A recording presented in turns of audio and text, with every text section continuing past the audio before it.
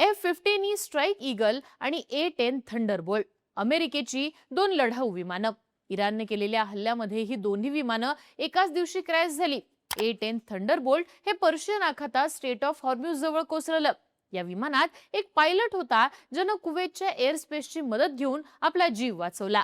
पण F-15E विमान थेट इराणमध्ये जाऊन कोसळलं आणि या विमानात 2 अमेरिकन सैनिक होते. ते दोघं सुद्धा इराणच्या हद्दीत कोसळलेले. आता ही घटना खूप मोठी होती कारण अमेरिकेचं हे लढाऊ विमान अत्यंत प्रगत मानलं जातं. इराणनं फक्त त्या विमानालाच पाडलं नव्हतं तर सोबतच अमेरिकेचे 2 सैनिक सुद्धा इराणच्या हद्दीत कोसळले होते. आता पुढे काय होणार? हे सैनिक जर इराणला सापडले तर त्यांचं नेमकं इराण काय करणार याची जगभरात चर्चाही सुरू झाली होती. इराणनं सुद्धा त्या सैनिकांना पकडण्यासाठी शोध मोहीम सुरू केलेली. पण आता अमेरिकेनं आपल्या दोन्ही सैनिकांना इराणमधनं सुखरूप बाहेर काढलेले. तब्बल 48 तासांच्या थरारक रेस्क्यू ऑपरेशन नंतर अमेरिकेचे हे दोन्ही सैनिक इराणमधनं बाहेर आलेले आहेत. स्वतः अमेरिकेचे राष्ट्राध्यक्ष डोनाल्ड ट्रम्प यांनी याबाबतची अधिकृत माहिती दिली आहे. हे अमेरिकेच्या आजपर्यंतच्या इतिहासातलं सगळ्यात थरारक आणि जोखमीचं ऑपरेशन होतं असं ट्रम्प यांनी म्हटलंय.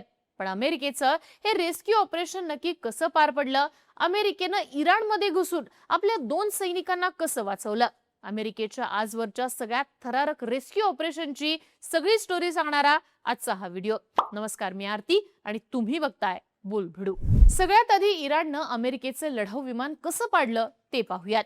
तारीख होती 3 एप्रिल. अमेरिकेचे F-15E हे लढाऊ विमान दक्षिण इराणच्या खुजेस्तान प्रांतावरनं नेहमीपेक्षा कमी उंचीवर उड्डाण करत होतं. हे विमान अमेरिकेच्या हवाई दलाला क्लोज एअर सपोर्ट पुरवण्याचं काम करत होतं. सोबतच ते मोबाईल मिसाईल लॉन्चर्सचा शोधही घेत होतं.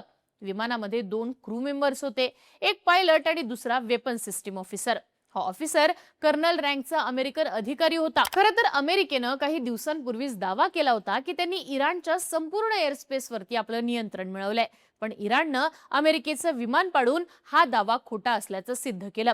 इराणच्या IRGCनं अमेरिकेचं हे लढाऊ विमान पाडण्यासाठी त्यांच्या शॉर्ट रेंज एअर डिफेन्स सिस्टीमचा वापर केला. मजीद असे डिफेन्स सिस्टीमचं नाव. ही डिफेन्स सिस्टीम पारंपरिक रडार यंत्रणा वापरत नाही तर ती इन्फ्रारेड सेन्सरचा वापर करते. त्यामुळे अमेरिकन जेट्स तिला डिटेक्ट करू शकत नाहीत.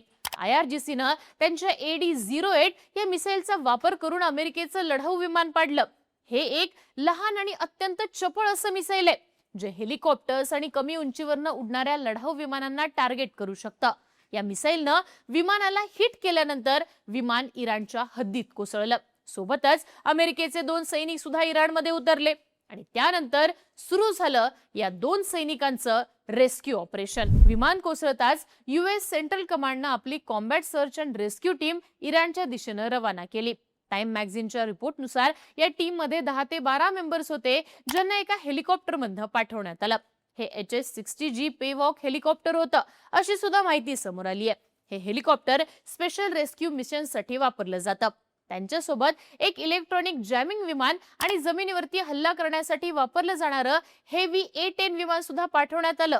लढाऊ विमानातले दोन्ही अमेरिकन सैनिक इराणच्या हद्दीत कोसळलेले, पण दोघं सुद्धा वेगवेगळ्या ठिकाणी कोसळले.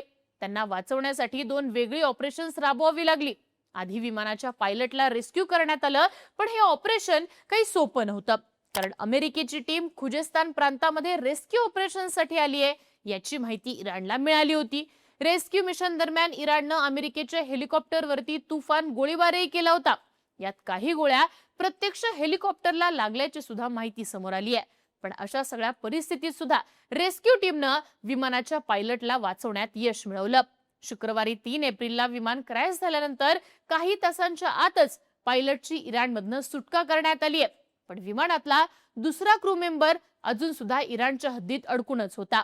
आता त्याची सुटका नेमकी कशी करण्यात आली ते देखील पाहूयात. विमानातनं खाली पडल्यानंतर हा कर्नल रँकचा अधिकारी जवळपास 48 तास इराणमध्ये लपला होता. हा सैनिक इराणच्या कोहगिलुये आणि बोयर अहमद प्रांतात कोसळला होता. हा इराणचा अत्यंत दुर्गम आणि पर्वतीय असा भाग आहे. अमेरिकन सैनिक इथं कोसळल्याची माहिती मिळताच इराणचे अधिकारी त्याच्या मागावर लागले. त्याला पकडून देण्यासाठी चक्क $66,000 बक्षीस सुद्धा जाहीर करण्यात आलं होतं. धक्कादायक गोष्ट म्हणजे इराणच्या स्थानिक भटक्या जमातीचे लोक सुद्धा रायफली घेऊन त्याचा शोध घेत होते. त्या सैनिकाकडे फक्त त्याची एक सर्व्हिस हँडगन आणि सर्व्हायव्हल किट होती. इराणचं सैन्य आणि स्थानिक लोक त्याचा शोध घेत असताना तो खोल दऱ्यांमध्ये आणि डोंगरांमध्ये लपून राहिला. इकडं या सैनिकाला रेस्क्यू करण्यासाठी अमेरिकेच्या सेंट्रल कमांडनं CIA ची मदत घेतली. हा सैनिक जरी इराणमध्ये लपला असला तरी अमेरिकन अधिकारी GPS च्या मदतीनं 24 तास त्याला मॉनिटर करत होते. तो नेमका कुठं चाललेला आहे, तो कुठं लपतोय याची खडानखडा माहिती अमेरिकन अधिकारी घेत होते. अमेरिकेचं MQ-9 रिपर ड्रोन त्या भागामध्ये सतत घिरट्या घालत होतं, जे या सैनिकाच्या मुवमेंटची माहिती रेस्क्यू टीमला देत होतं. ड्रोनच्या ऑपरेटरला आदेश देण्यात आले होते की या सैनिकाच्या भोवती 3 किलोमीटरच्या रेंजमध्ये कोणतीही व्यक्ती शस्त्र घेऊन आली तर तिच्यावरती हल्ला करण्यात यावा. अशा प्रकारे जवळपास 2 दिवस या सैनिकाची सुरक्षा अमेरिकेकडूनच करण्यात आली. अखेर शनिवारी अमेरिकेचे राष्ट्राध्यक्ष डोनाल्ड ट्रम्प यांनी या सैनिकाच्या रेस्क्यूसाठी प्रत्यक्ष जमिनीवरती ऑपरेशन राबवण्याची परवानगी दिली. अमेरिकन कमांडो ज्यावेळी तिथं पोहोचले त्यावेळी लँडिंग झोनवर त्यांच्यामध्ये आणि IRGC मध्ये तुफान चकमक झाल्याची माहिती आहे. IRGCच्या तुकड्यांना तिथपर्यंत पोहोचण्यापासून रोखण्यासाठी अमेरिकेच्या लढाऊ विमानांनी गोळ्यांचा जोरदार मारा केला. काही रिपोर्ट्सनुसार मिशन दरम्यान अमेरिकेची 2 विमानं जी MC-130J कमांडो 2 विमानं असण्याची शक्यता आहे ती इराणच्या हद्दीतल्या एका दुर्गम फॉरवर्ड ऑपरेटिंग बेसवरती निकामी झाली होती. त्यानंतर अमेरिकेनं तिथं अडकलेल्या कमांडोंना आणि कर्नलला परत आणण्यासाठी आणखी 3 अतिरिक्त C-130 विमानं पाठवली. ही विमानं आल्यानंतर अमेरिकन सैन्यानं ती 2 अडकलेली विमानं नष्ट करून टाकली. ही विमानं इराणी सैन्याच्या हाती लागू नये म्हणून हे करण्यात आलं. अखेर हे रेस्क्यू मिशन शनिवारी मध्यरात्री पूर्ण करण्यात आलं आणि अमेरिकेचे अध्यक्ष डोनाल्ड ट्रम्प यांनी स्वतः सोशल मीडियावरती पोस्ट करून याची माहिती दिली. रेस्क्यू टीमनं या कर्नलला विमानानं कुवेत इथल्या अमेरिकेच्या एअरबेसवरती आणलं. त्याला थोडीफार दुखापत झाल्याची माहिती आहे, पण तो सुखरूप असून त्याच्यावरती सध्या उपचार चालू आहेत. डोनाल्ड ट्रम्प यांनी रविवारी जेव्हा मिशन सक्सेसफुल झाल्याचं सांगितलं त्यावेळी त्यांनी हे अमेरिकेच्या इतिहासातलं सगळ्यात धाडसी मिशन्सपैकी एक मिशन होतं असं म्हटलंय. अमेरिकन सैनिक जवळपास 48 तास इराणच्या डोंगर रांगामध्ये एकटाच लपला होता.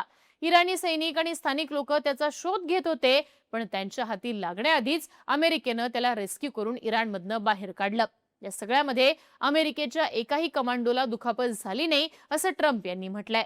पण अमेरिकेच्या आणखी 2 विमानांचं नुकसान झाल्याची माहिती आहे. महत्वाचं म्हणजे इराणनं आपल्या मिसाईलनं अमेरिकेच्या F-15E सारख्या लढाऊ विमानाला पाडलं. यावरनं इराणची मिसाईल क्षमता किती प्रगत आहे याचं प्रमाण पुन्हा एकदा जगाला मिळाल्याचं पाहायला मिळतंय. बाकी तुम्हाला या सगळ्या रेस्क्यू ऑपरेशन बाबत काय वाटतं? याबाबतची तुमची मतं आणि प्रतिक्रिया कमेंट बॉक्समध्ये लिहून कळवा आणि माहितीपूर्ण व्हिडिओसाठी बोल व्हिडिओला सबस्क्राईब करा.